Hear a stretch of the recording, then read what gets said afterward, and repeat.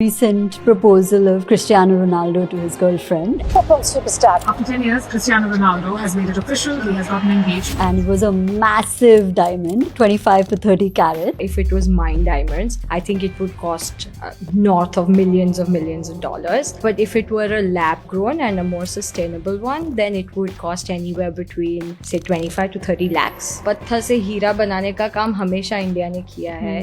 9 out of 10 diamonds are cut and polished in our country. तो why is it कि पूरी दुनिया lab grown diamonds को accept करी है, बट इंडिया में ये अवेयरनेस ही नहीं है. लैब ग्रोन है मतलब फेक होगा, आर्टिफिशियल होगा, सस्ता है मतलब दाल में कुछ काला है.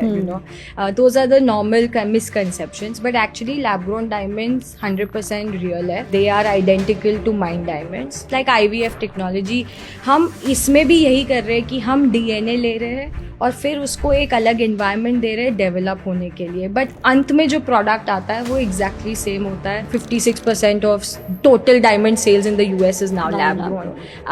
But from our perspective, Limelight is a pure India brand. We want to sell this product to Indians, and therefore we want this to be an India first.